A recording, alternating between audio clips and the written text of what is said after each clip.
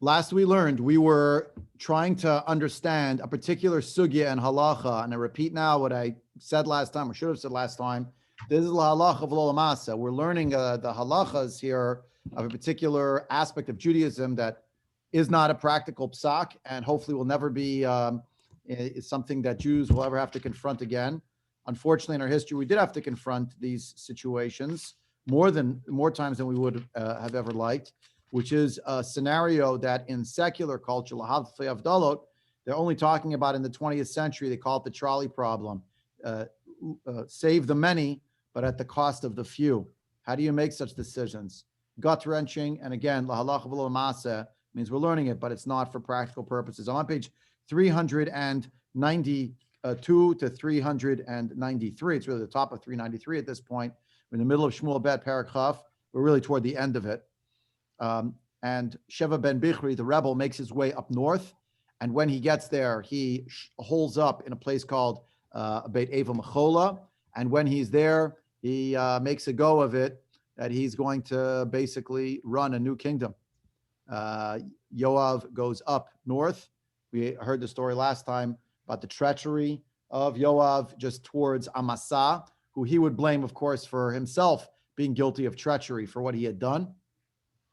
Namely, he was late, and that lateness in arriving might have been a subtle or not so subtle way of signaling Amasa's own ambivalence about permitting the king and the kingdom of Malchut Beit David to continue. And Yoav makes a snap decision, and he kills him, even though he was the new appointee. So again, the Secretary of Defense, if you are better, the Joint Chiefs of Staff was dismissed, and someone else took his place. So the guy who was replaced ends up killing the person who was his replacement. So what we saw last time, I'll put it back up on the screen, was this particular sugya of how this Isha Chachama, this wise woman, comes out and starts to talk to Yoav, to reason with him, and to make basically a pact with him so that they will deliver up the head of Sheva ben Bichri at the cost of the Sheva ben Bichri's life. They'll save and spare everyone else. So if you look on the screen with me, this is basically what we learned last time. Even though this is part 4, this is the part 3 sources, because we just never got to the end. So we talked about the fact that in the Tosefta and in the Talmud Yerushalmi and also in the Mishnayot and the Bavli, I forgot to give you a second time, Mishnayot in Trumot, not just Tosefta, but here it's just like the version is more filled out in terms of what it's talking about. We learn about the notion of this group of people, whether it's a caravan of travelers, or some group that have brigands, thieves, worse than thieves, marauders come against them and say, give us so-and-so or else we'll kill all of you. And the distinction between give us so-and-so versus give us any number among you, or you choose who the person's going to be. So all of that figured in to the discussion. What we saw last time was there's actually a machloket between Rabbi Yochanan and Reish Lakish. I put it here on the screen. You can see it in the Yerushalmi. Reish Lakish says the person has to be obligated to be put to death, just like Sheva and Bichri. And Rabbi Yochanan says, even though they're not chayav mito like Sheva and Bichri, they still could be given over. What's this machloket between the two of them? So before the Gemara does not give us the backstory, what the analysis is between the two of them, but we have a little story which may inform us. There was a man named Ula Bar Kushav, and basically the Roman government wanted to kill him. They came to Lod, they surrounded him, they asked Rabbi Shua ben Levi, and basically Rabbi Shua ben Levi convinced Ula Bar Kushav to give himself up in order to save all the people. But then we learn as the denouement to the story that Eliyahu Navi did not appear to Rabbi Shua ben Levi anymore, and through all sorts of means of fasting, davening, etc., eventually Eliyahu Navi came back to Rabbi Shua ben Levi, who asked him, where have you been? How come I haven't seen you? And Eliyahu Navi said, I'm not coming to see someone who is Maser, a fellow Jew, to the Romans. Rabbi Shua ben Levi, in a state of shock, says, but I followed exactly the halacha. I followed the halacha to a letter. That's what the Mishnah says in Masechet Trumot. That's what I did. I saved the many by sacrificing the individual. So Eliyahu Navi gets the last word. That's over here. He asked them rhetorically, Vizu Mishnah Chasidim? Is this the way of pious people? That you should follow this Mishnah? That's for pious people, that Mishnah? Meaning, how could you take such a decision? And it's left that way, unresolved, and with a question that just hangs over the story. The formulation of Rabbi Shimon ben Lakish versus Rabbi Yochanan is the question of, according to Reish Lakish, it has to be some measure. Well, let me start with Rabbi Yochanan, actually, even though he comes second, because he's the easier one. According to Rabbi Yochanan, it doesn't matter if the person is guilty or not guilty or by what standard. The reality, which is a horrible reality, but it's staring down the all the people in this area, wherever the area is. Could be a fortress, walled city, could be a caravan of people traveling. Doesn't matter. It's a group of Jews who are approached, God forbid. Lo aleinu. Rabbi Yochanan says it's a terrible calculus, but you have to make such a decision because you want to save as many people as you can. You don't want to be the one to choose, but you didn't have to choose. Someone else chose. It's terrible. It's egregious. It's a harrowing choice to have to make. You don't have to make the choice, though. It was done. The choice is to give or not to give. The choice is not who. That's Rabbi Yochanan. Again, it's a crazy situation, but you have to do what you can. It's a triage, and people engage in triage all the time. Hospitals engage in triage. The economy engages in triage. Political considerations engage triage. Sending an army out, obviously, means people are going to die in battle. Pikuach nefesh, you can't send anybody ever to war, right? So that Shaila comes up also for Jews. So various poskim, the Minchas Chinuch and others point out that's inherent in what it means to be part of an army. But you're sacrificing the few to save the many. That's what happens. What can you do? So Rabbi Yochanan has that calculated. Reish Lakish says, just a second. On what grounds do you get to decide now who lives and who dies? This individual on a totally libelous charge was brought forward and is now being put in the dock. You have to make sure there's actually some reason why the person is actually obligated to put to death, which begs the question, what do the words Shehei Chayav Mita Kish Sheva ben Bichri mean? You should be obligated to be put to death just like Sheva ben Bichri is obligated to be put to death? Well, to what extent? Sheva ben Bichri is obligated to be put to death because he was a rebel against the king of the Jewish people. Is that true with the Romans? Is that true with the Nazis, Yamach Shema? They decide so-and-so in a kangaroo court is Chayav Mita, so now we'll just send them away? Or are they just choosing a name out of a hat, which by some standard that they have, which may not be a halachic standard, it has nothing to do with the Jewish people. They're just going to decide on the caprice of some ruler somewhere who picked a name from a list. So now we're going to give that person over. Rabbi, so what do we mean by matter? that? Not clear. Does it matter if the crime for which the person is liable to the death penalty is also something that could be forgiven? I mean, you've got Shimon ben Bichri, and then you've got Shimi ben Gera. Shimi ben Gera did the same thing, and he did a thing that also could have gotten the death penalty.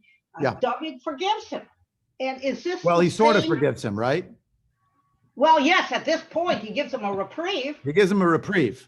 But he doesn't say, you're off the hook forever and all time. Well, but he might have been if he didn't screw up again later on, which gets into Malachim. So, spoiler alert. But is this the same Rav, is this the same Yochanan that did the deal with Vespasian? No. Okay, so then I thought that's Rabbi Yochanan ben Zakkai, the Tana. This is Rabbi Yochanan the Amora. Okay, thank you. Yeah. But you're raising a good question, and that's part of what we're trying to understand. What does it mean? Chayav Mita Keshav ben Bichri. You should be obligated to put to death by some standard, just like Sheva ben Bichri was put by some standard, or is it the Jewish standard? This is not my question. This is what the poskim are debating back and forth. Now, by the by, as our good friend, the Baal Nachlas Shimon, Rabbi Shimon Krasner, Zolzan Gesund and Stark from Baltimore, from Ner Yisrael, writes in his Sefer, we have a principle in halacha that when there's a machloket generally between Rabbi Yochanan and Reish Lakish, we follow Rabbi Yochanan's position. The Ran writes this on this Masechta. But I was looking at Rabbi Krasner's beautiful, he arranges these things just so beautifully, fortunately not yet translated into English, so you're stuck with me with my translations. But the idea here is, and we'll see it here, that some poskim, the Rambam chief among them, didn't paskin like Rabbi Yochanan. he paskined like Reish Lakish. So we saw this already before. I'm kind of going over old ground, but just we have to build it up to understand what we're going to get to today. If they do single someone out, they say, we're going to kill all of you.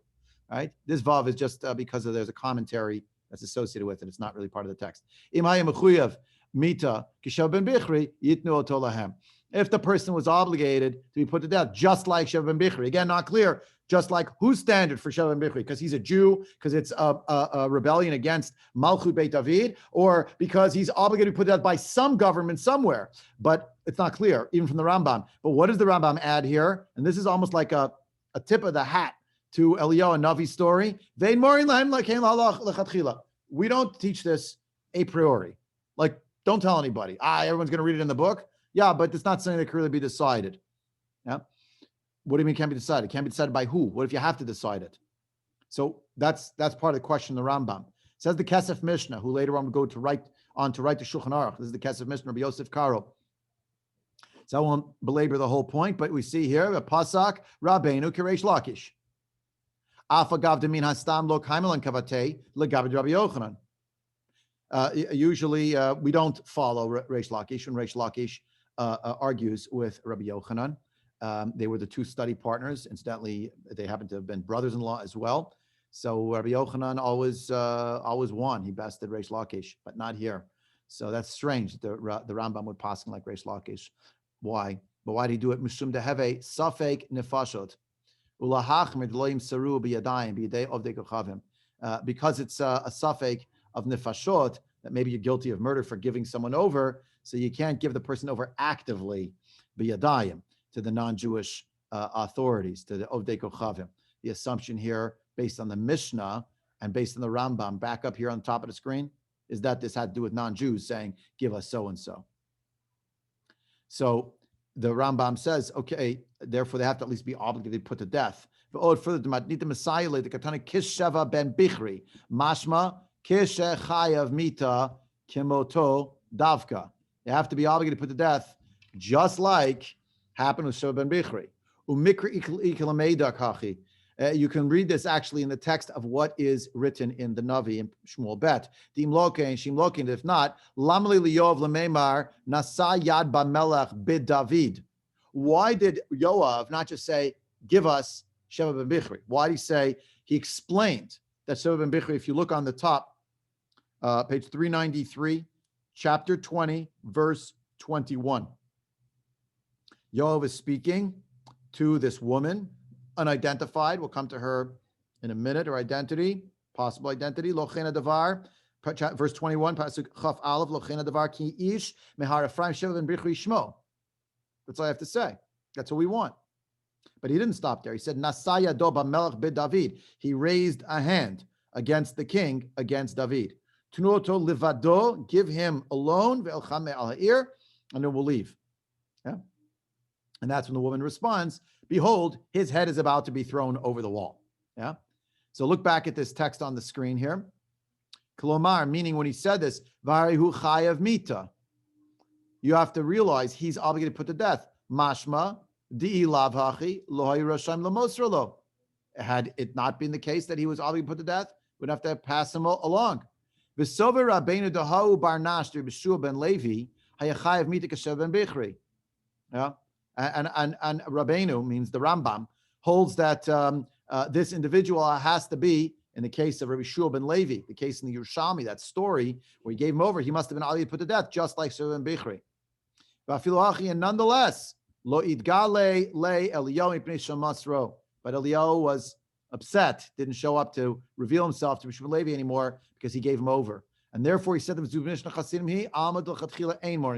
and this teaches us, so it's the Kesef Mishnah says, where did the Rambam get this? I mean, the Rambam was always very terse in his language. So why did he say it more? Don't teach this? Because the end of the Yerushalmi is not just telling us nice maisalach, but is actually to teach us a lesson about this halacha. I'm going to skip the question of the Ramach. There's no time for it, and I want to see other things. The Shulchan Aruch, the Ramah in the Shulchan Aruch actually codifies this.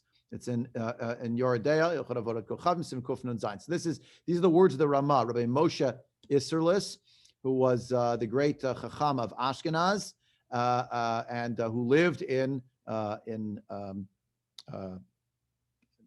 was going to say Warsaw, in Krakow. I'm fumbling for my words. Debbie Leonard is on the call. So I welcome everyone, but especially Debbie Leonard. She and I were in the Ramah Shul last summer. We stood there. We davened there. I was zocha to lane there, b'shas hamincha, because we missed Shachus. We were flying. It was the day that we arrived in Poland. And this is what the Ramah has to write. I bring this up, of course, because we were on a heritage trip, which was about seeing what the Nazis Yimach Shemam did to Klal Yisrael. People availed themselves of this simon, sadly, in the Ramah, the great Rebbe of Ashkenazic Jewry of the 16th century, and it was practical, Shiloh, for them in many cases. Of the Kochav Shamru Yisrael, Tnulanu Echad Mikem V'Nargeu, Lo Yitnu Lahem Echad Mehem Ella Imkein Yachduhu V'Amru, unless they said specifically Tnulanu Ploni. According to this, what did the Rambam, what did the Ramah just write? He quoted it from wherever he quoted it from, the Mishnah and Trumot, and from the Rambam, Hilchot Yisodei HaTorah. We saw that Rambam earlier. What did he leave out? The last part. This part. Scrolling back up. That he had to be obligated like Sheva ben Bichri. And also we don't teach it.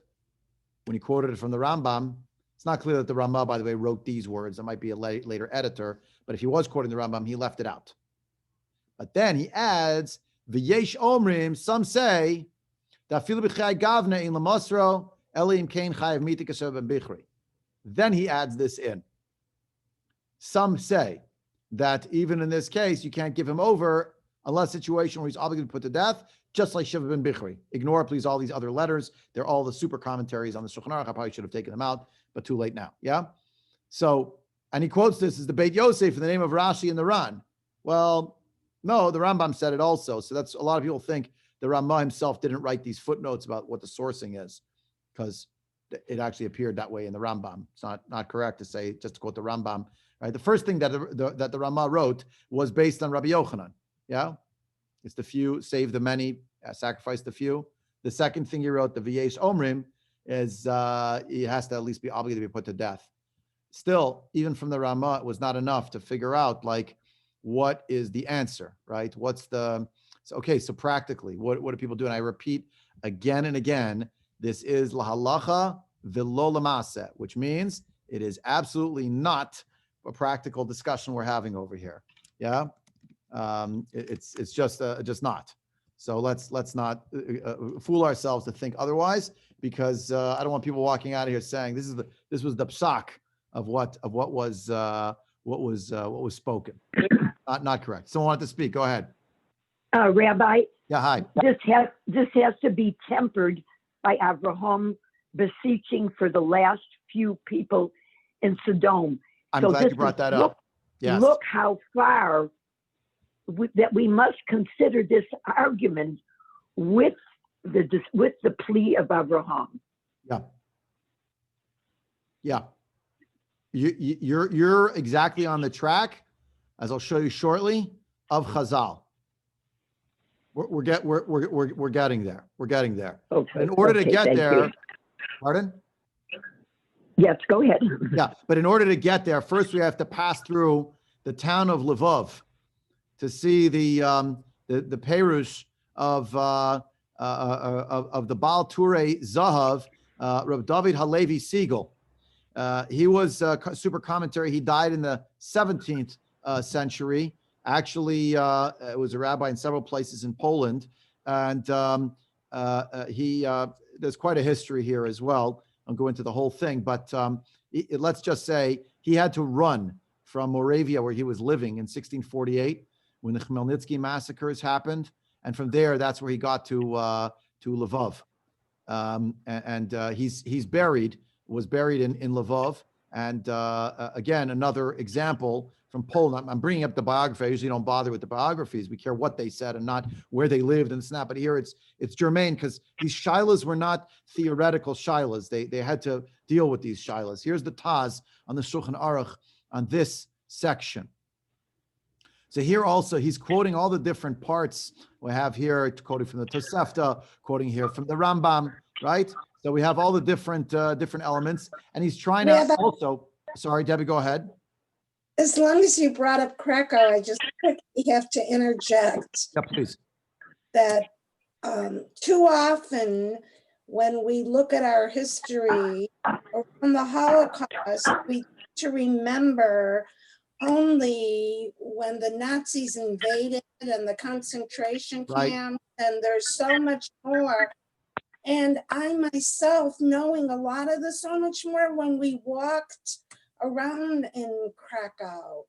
I mean, we have to remember, and it makes the loss even greater. The Jewish community all over Poland, including Krakow, which wasn't found so, I mean, it dates back to the 13 and 1400s. There was an amazing, beautiful history and culture and learning going on. Yeah, absolutely. I'm just making the point that when we talk about the name the Ramah, he dealt with this issue. Here's the Taz. These people actually lived in the place where these things were happening. Exactly. Yeah, and I agree with you though. It's not the whole story by any means. We shouldn't conflate it. That's all there is. Yeah, but look at what happens here. The Taz, who was the son-in-law of the Bach. Why I need to know the Bach? Because Debbie, you and I stood also at the grave of the Bach, Rabbi Yoel Circus, also in the Ramah cemetery, not too far from where the Ramah is buried, is where the Bach is buried. And that's the same cemetery, sort of toward the back of the cemetery, not so close to the kever of the Ramah. So this was the son-in-law of the Bach, was the Taz. Now listen to this. The Taz says, when you look at that story in the Yerushalmi at the end with Eliyahu Hanavi, the question kind of comes back again. If the halacha really is that you did the right thing, so what Eliyahu Hanavi come and criticize someone? It's just like a nice little story. The Taz writes, Lama nena Shebishua ben Levi. Why should Shmuel ben Levi been punished for what happened here? Vitu my lasot chasidut. What chasidut would there have been? What was the chasidut? The chasidut would have been to say, I'm sorry, they want this guy. He's guilty of some crime. They want to put him up and they want to kill him. My chasidus is I'm not going to let him go. What would the net result be? All the people are going to die. So that's chasidut. I understand what's Eliyahu Hanavi getting upset about. Venerally answers the Taz. It seems to me she'ikar achet hayab mashri b'Shmuel Levi atzmo halach umasro. V'hayel aniach hadavar b'yad hamon ha'am sheyasu mashayirtzu. Umemela hayu motzim oto v'hu lo haya lo lomar klum. He should have said nothing. Now this may strike you as staggering. Like, wait, Rabbi Shimon Levi's the Rebbe. He's like the Rebbe of the place. He's the rabbi. So they come to ask him a shaila, and according to the Taz, the answer is, that's an answer? You're not to answer? But the Taz says, yes. Because when he comes up and he gives the answer, all the people say, we did right. And you know what? It wasn't on us. It's on him. Let him take the tough decisions. It's not on us. And this is how it's going to go. The Taz, keep going with the Taz. Look what he says here. It's not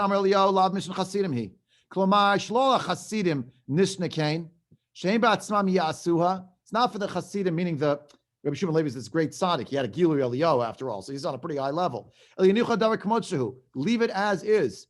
The people know what the guidance is because there's actually a halacha about it. What's the halacha? He's chayav mita. Chayav mita, that's Reish Lakish. And even if he wasn't chayav mita, we have Rabbi Yochanan to rely upon. Let it be taken as a decision of the common people, not that it was something that was legislated. Now, this is a fascinating idea. And then he writes like this: Val Kain Pasuk Rambam. Shein Morn Kain Lechatchila. That's why the Rambam said that a priori we should not instruct about this. Elianichu Davar. Leave it alone. Ukamosha Yirtzu Yasu. Zeru Nirali Nachon Beferish Yerushalmi Varambim Le'inin Halacha. Yesh Lanu Livsok. Sorry, I'm back here. Le'inin Halacha Yesh Livsok Kain Keresh Lakish. V'loim Seru Elim Kain Chayav Mita Kishav and Bichri Kedei Ashniya Shehevi Arama Kan V'chein Pasak Mori V'chami. Who's Mori V'chami? My father-in-law. Zichron Livracha. The Taz. The Bach, excuse me. The Taz here basically says we should follow Reish Lakish. Have to be at least that you're being put to death for some reason that you're guilty of something. Now, according to whose standard, we haven't answered for that yet. But just listen to what is going on here. There's a situation in halacha where the silence of the psak, even though there is guidance on the books, is part and parcel of how the guidance should go. Leave it to the people. They're making the right calculus to sacrifice the one to save the many, but it shouldn't come that Rabbi Shua ben Levi gave this psak to the people. They're not getting let off the hook from having to make the decision. But further, the idea that it's just like we're poskening the shaila, lives, dies, that's this. In this situation, it just can't be done. Let's keep going in the Taz. There's more. I didn't finish here. That's why it used the expression kishav ben bichri. The afapi the bedin tor loya chayav mita el mitzor tzar chok hamalchut shemarad bedavid mikol makom mosrin oto im yachdu. Even though halachically there wasn't a trial for Sheva ben Bichri, he's not according to the Torah, says the Taz. Not everyone's going to agree, but says the Taz. He's not really obligated to put to death, but he did defy the king. That's why he's being put to death. But it's not as if there's like a halacha. He's a shofech damim. He's a he violated an iser karet for which he's also chayiv mita. Not true. He's not an adulterer over here. What happened? He's a mord b'malchut. Good enough reason. But now watch what the Taz does next. And I remind you again, this is not for the Taz. It's not like some theoretical. It's like a think tank. You're living it. Umina af bismanenu mishpashel mori b'malchut shelo mosrin oto. Even in our day, someone who is negligent or transgresses rather and rebels against their kingdom, we give them over. V'hu adin b'shar averot she'echad muchzak bahem kegon osek b'ziyufim oshar dvarim. Sorry, I'm supposed to be highlighting this part because this is really unbelievable. A Jew, lives in a Jewish community, but he works in counterfeit coins. Oshar dvarim, sheish behem sakana, or anything else that causes danger. Danger to whom? Danger to the community. Pshita shemosrin oto. Umin haroy, he goes further. Umin haroy limsor oto afilu im lo yachdu. Kaven shehu kamo rodef l'shar yisrael ayedei ma'asav haraim she'osa b'pshia. Kain nira li bezeh. I mean, this is a radical idea, yeah? The Taz here is just written, in case I read too much over here, a person who works in counterfeit coinage, a person who does other things where there's going to be a danger to the Jewish community, and not the danger of Chil Hashem, by the way, the danger of death. It's a sakana. So pshita, it's obvious that we master that person, we give them over. And it's appropriate to give them over, even if they've not been singled out, but we know who they are. They know there's a Jew who's doing this. They're threatening God for the Jewish community with death. We should give them over, even if they haven't been singled out. Why? That person is like a rodef. They're like a pursuer to the rest of the Jewish people through their actions, which are wicked, that they're doing through their negligence. That's what I think. The ordinarily, do a makam shein most oto. And I also think, though, conversely, in a situation where we don't give the person over, ein chiluk bein mesir lamita l'shar yisurim. There's no distinction between if they are asking for an individual just to kill them, not just to kill them, or just, quote unquote, to give them some kind of penalty, punishment, whatever it might be, some kind of suffering, a torture. Once there's a situation where we don't give them over, then it doesn't matter if the giving over is for the sake of killing or for something else, or even to take away their money. When they talk about torture, it could be worse than death. And he quotes the example of Hanani, Mishael, and Azariah, that whatever it is, that in Sefer Daniel, we learned this many years ago now, 6 years ago, it's not many, but 6 years ago, 7 years ago, 8 years ago, in Sefer Daniel, the Yisurim Kashim Imita, that it could be worse than death. And we learned that Malkut, whipping, could be worse than death, right? And okay, so this the Yerushalmi here, it actually didn't say that the officials, the Roman officials, were calling for this person to be killed, but rather they were just being called. Elastam tavate. So actually, Yisurin lichud. It could have just been for the sake of suffering. So he writes, we should be machmir about these things, misafek. i.e., if they're not actually chayav mita, they're not actually being singled out, we can't just make a decision. Even for money. Matzino Peraka goes Batra, the Ka'amar al Zeh, Kra, quotes this pasuk, this other sugya. Okay.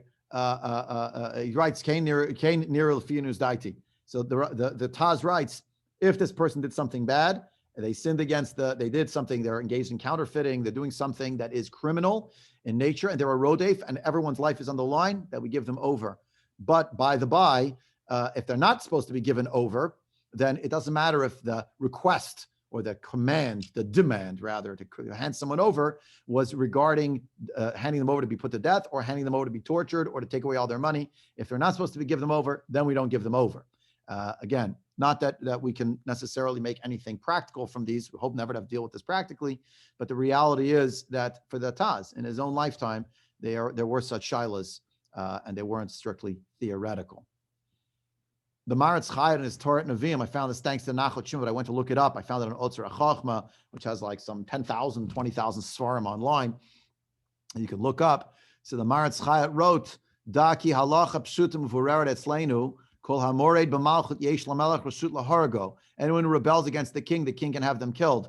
V'mavur, here's what the Gemara is, the mar b'malchut lo tzarech l'daino. They don't need to be judged in a court. Look in the Yerushalmi and Trumot. If they singled out someone, such as, just like in the case of Sefer ben Bichri, Yimsuru Oto V'Lo Yargo, they should not all be killed, but rather should give them over. So Amar Reish Lakish, V'hu shechayev mita kishav ben Bichri. Writes the Maritz Chayot. Re'inu de Sefer ben Bichri, haya chayev mita mitzat hadin. He was obligated to put to death. He should be given over to be put to death. And look at what the Taz wrote, exactly what we just learned, right? We learned from Perek Zayin, from that section of Masechet Trumot, that it teaches us to show ben Bichri, even though in Din Torah he was not obligated to put to death, but rather because of the Din Malchut, Mikol Makom Mosin Oto Im Yachduhu. Now, that was all the run-up. Here's the punchline. Va'af bisman hazeh, writes the Maritz Chayot, even in the time now in which we are living, we are here and we see the world around us, and we're now going to experience the world such as it is. Let's understand what would happen if someone came forward and tried to take someone, God forbid, away for such a crime. Right? Now we're, by the way, the 19th century, the Maritz Chayot, and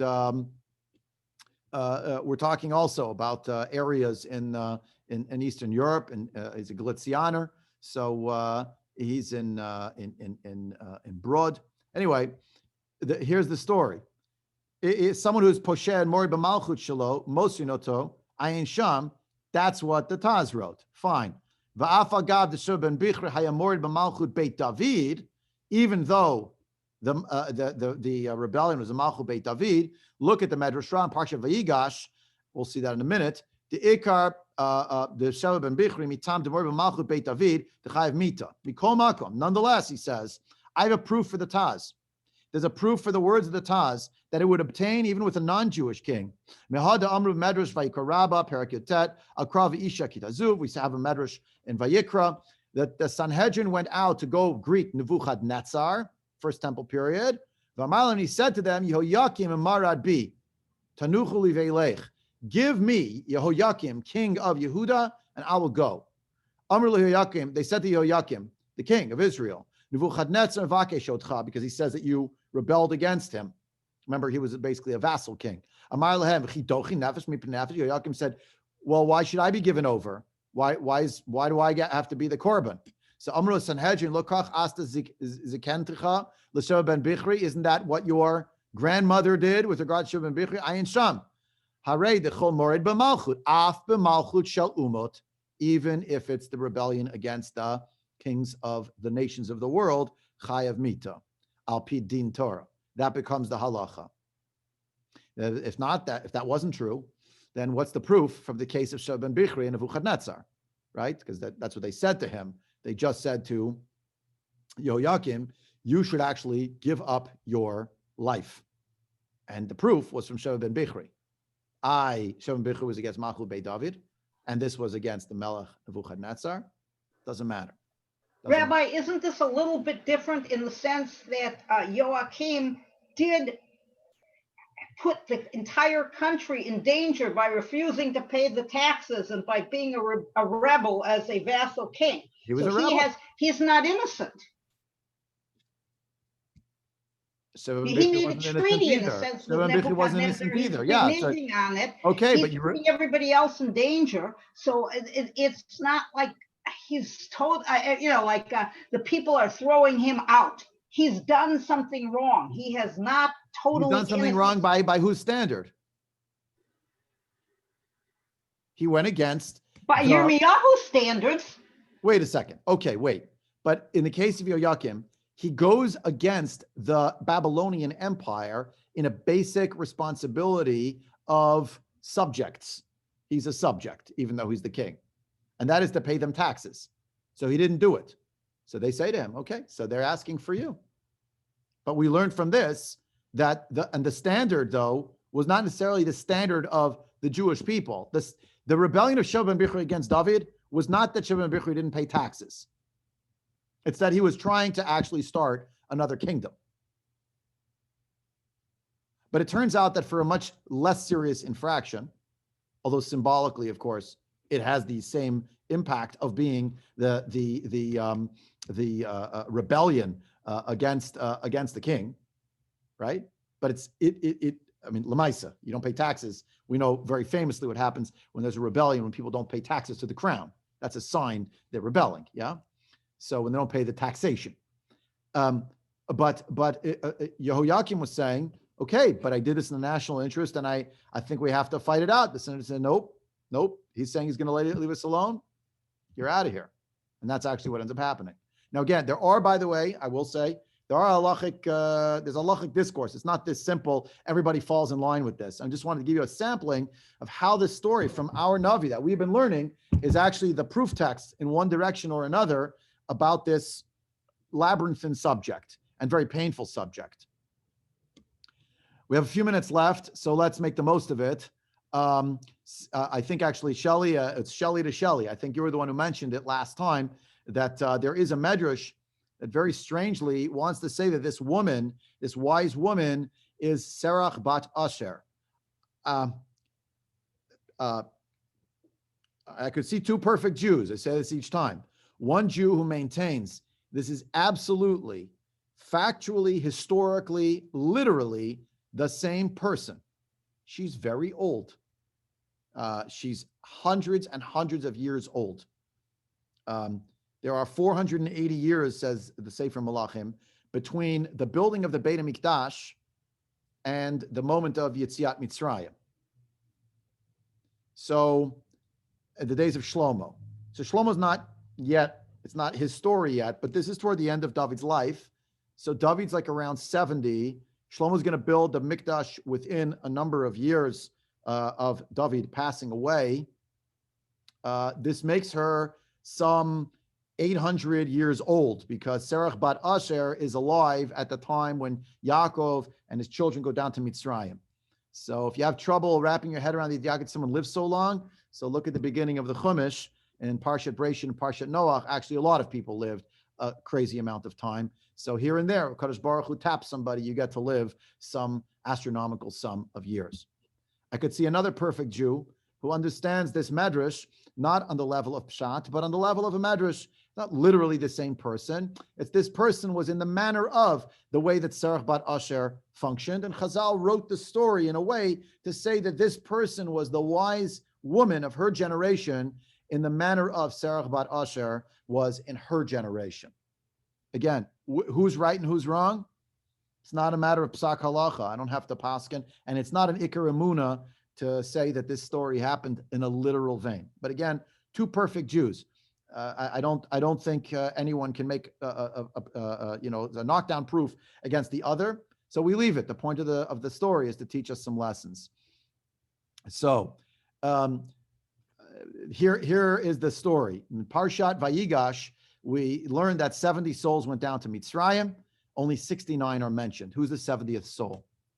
So one possibility is Hashem. Hashem is, so to speak, Imo Anochi Mitzrayim, with you in your time of trouble. So he goes down to Mitzrayim with the Jewish people, and Hashem is filling in the number 70. Option 1. Option 2, Yocheved was born on the way down to Mitzrayim.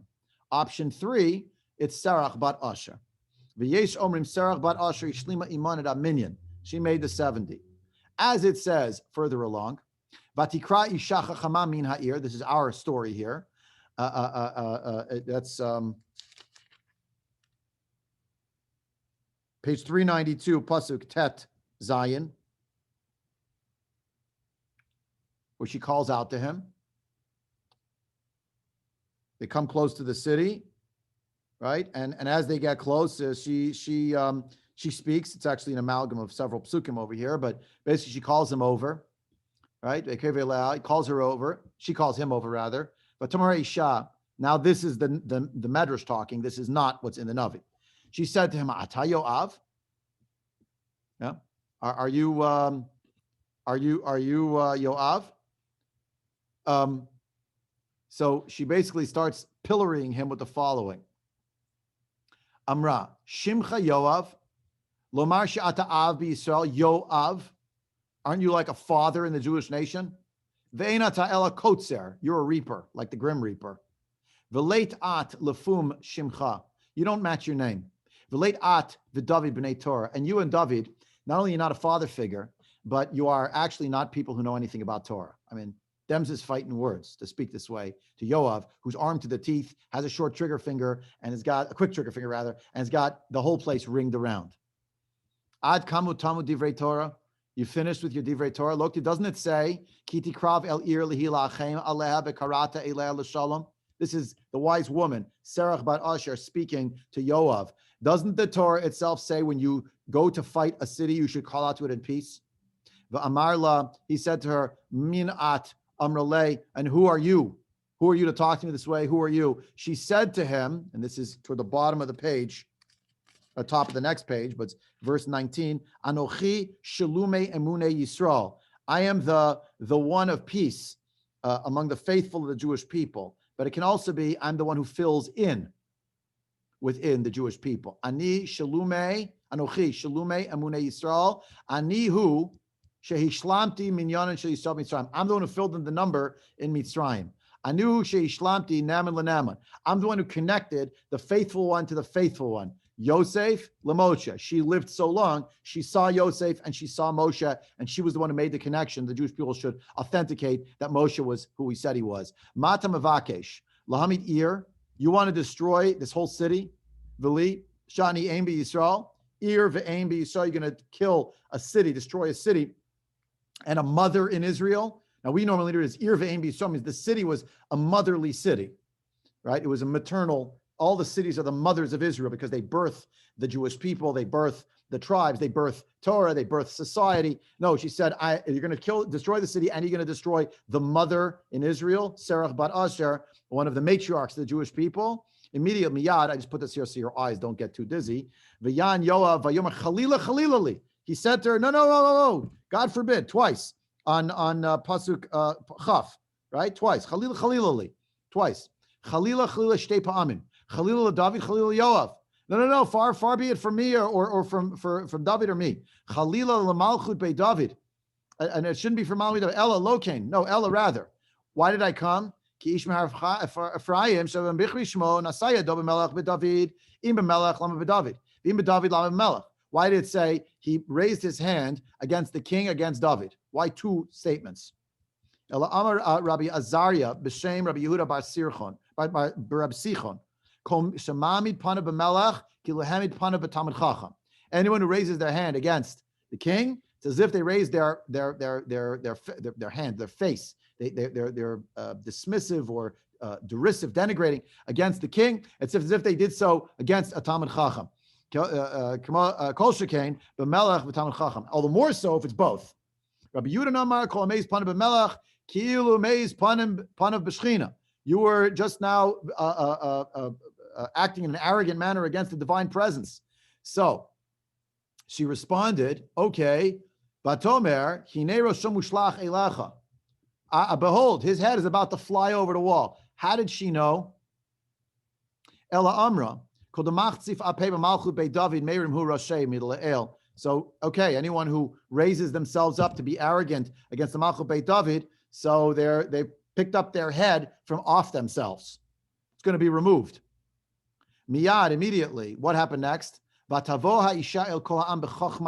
doesn't say what she said to them in her wisdom. Verse 22, Pasuk Chav Bet. Says the Medrash, Amra lahon, she said to them, Late atun yadin milaya de David, hida uma kamt behon, hida malchuta kamt behon. Do you know of anyone who stood against David's kingdom, David's army? Was anyone able to actually win against them? They won every battle. Yeah. Amarin la umahu bai. So they said to her, okay, what does he want? Amr lahon elav guvrin. The king wants 1,000 people to be given over, presumably to be killed. V'lo tav elav guvrin mile mecharva medin tichun. Isn't it better if we give over 1,000 people than that every single person should be killed in this little fortress, this little state, but it means a little area where we live? Amrulas, they said to her, Kol chad v'chad lihav lefum ma de'itle. Let everybody go home and basically try to choose someone from within their home. We'll do a draft for who's going to get killed at this point. Yeah, sad, but that's what we have to do. Well, figure it out. Amra lehon dilma agav piyusa shvik tzivchar. Maybe I can appease him, and he'll want fewer people. So avda nafshe kama de azla. Avda nafsha kama de azla mefaisa. She made it seem as if she was going outside to go have a conversation again with Yoav. The Hadra, now we're back to Helen's point about Avraham and Sdom, but let me just finish this before you make comments about it, but this is what Helen was referring to before. She didn't know she was referring to it. But look at this. V'hadra me'elef l'chamesh. She came back and she said, he only wants 500 now. Yeah.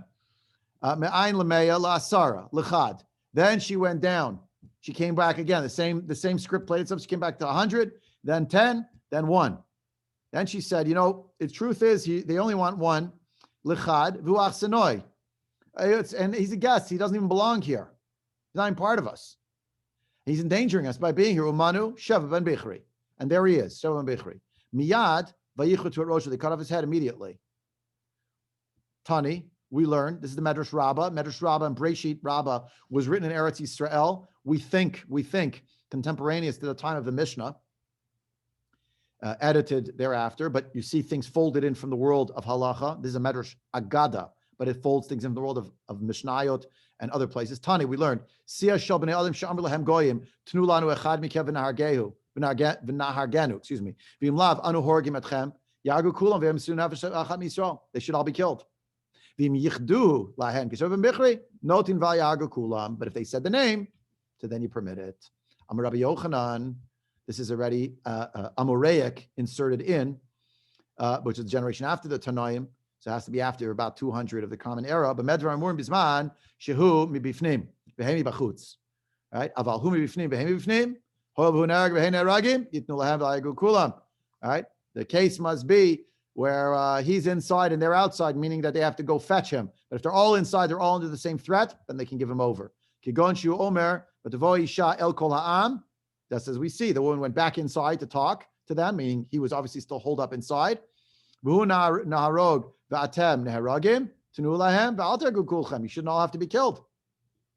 Here we have Rabbi Shimon. This is Reish Lakish, right? It has to be Malchut Beit David. We have the story here from the Yerushalmi. You don't have to read it again, right? But it's the same, basically the same story, right? With Eliyahu, right? The Mishnah Chasidim story, where he told them Mishnah Chasidim, and then we have here inserted into Breshit Rabbah, our version of it at least, that we have printed. There's a story with Nebuchadnezzar, and they had to give him over, and they used this expression. Same thing. Rabbi, what about the story of Lot and Sodom? I mean, you're talking about, and Helen is talking about Abraham saying. Avram was doing the bargaining. Right, but what about Lot? The government, basically all the people, which is the government of Lot, of Sodom, come to Lot and say, it's time to, you got to get rid of these 3 people that you're harboring that came in. So basically, they're identifying them by name. And to save the rest of the people, Lot bargains, I'll give you my virgin daughters. Yeah. I don't know how this story fits in. It's whatever story you put in here, it's just this horrible thing that people aren't supposed to play God, but in certain situations you have to. And it's no way you can't. They're stuck. I mean, I don't want to get too off topic with the Lot story. We were supposed to learn this last week. We just didn't get to it. But if we had learned it last week and we were still in Parshat Vayera, I would have said, you see the very strange morality of a Lot. He'll protect the guests even if he has to give over his 2 daughters. It's like his value of Hachnasat Orchim he had hyper Hachnasat Orchim, but hypo affection for his own family. And his value system is messed up. Now, could he have said to them, well, I'm sorry, I have to give you over because we have to save the rest of the people in the family? Machloket Rabbi Yochanan and Reish Lakish. He didn't do that. But you see here, this woman was so brilliant. She reasoned, if I just tell them we should give up this guy, no, he came here for a reason. We have to protect him. But she started with 1,000 and she bargained her way down to 1. They accepted it. They gave him over. They had to be convinced. Were they ambivalent also about the rebellion? I don't know. Seems like not, because in the end they do give him over and it's off with his head.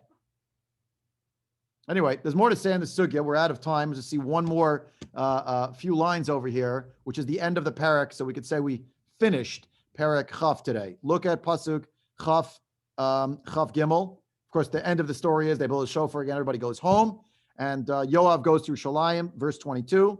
The Yoav Shav Yerushalayim El Malach. You can imagine him coming into the throne room, and David saying, "So, where's Amasa?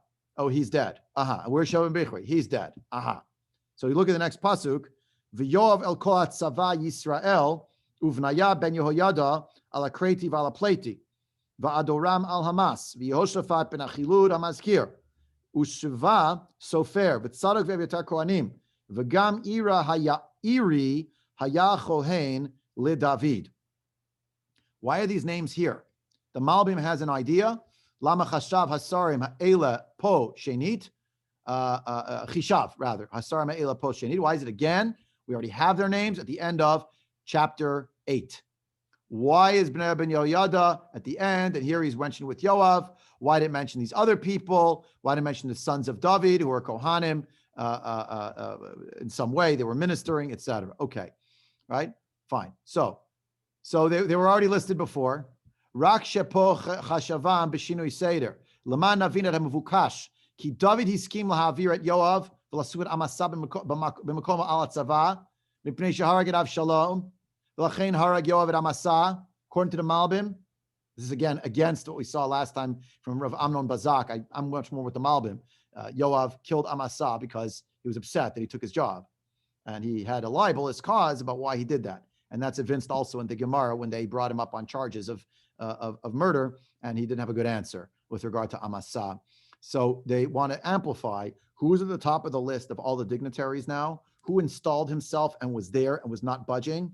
Yoav ben Surya, I'm back. Because David, when David realized this, he thought, you know what, cabinet shuffle again. When Yoav comes back, I'm going to put Yoav down and I'll put Benel ben Yehoyada in charge. That is what happened in the days of Shlomo. And Benel ben Yehoyada, according to some readings of the Gemara that we saw previously about the trial, he's actually the prosecutor. When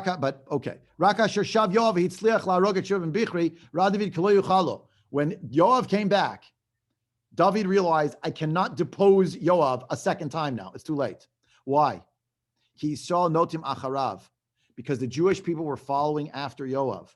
There was a great power struggle going on here, and David had to bide his time. As we learned, Vanashim b'nei Tzeruya kashim mimani. He'd already said that much earlier in the Sefer. You guys are hard, you're hard people, you drive a hard bargain, you're very strong personalities. Nishar davar kimikadem, v'yov nishar el kol atzava Yisrael, rotzalom b'nei shisol nimshechu acharav, because the Jewish people followed after him. V'chein b'nayo nishar kimikadem ala kreti. To conclude, Yoav ben Saruya, at this moment, is still running things. And he pushed himself in again, and David Melch has to bide his time. But I'm going to tell you another reason why this that we see right here is again a list of names. Because this is the end of the book as a chronological Sefer. What we're going to learn starting next week are a series of episodes that serve deliberately as epilogues to Sefer Shmuel, but they are not necessarily in chronological order. So chapter 21 through chapter 24, put there deliberately by the Nevi'im who redacted it, right, is not necessarily in the same exact order in which it happened. So that will beg the question, which we'll get to next time, of course, why didn't these stories just get inserted in their place? And what's the value of us hearing about them altogether at the end of the book?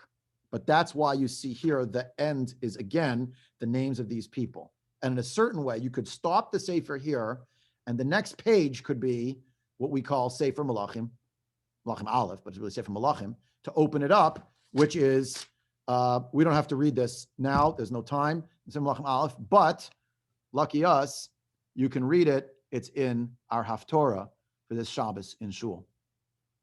So you can pick up there and you'll see the next part of the story. You ask yourself when you're hearing the Haftorah in Shul, or if you're at home, if you read it for yourself, okay, oh, this is the next part of the story. Aha.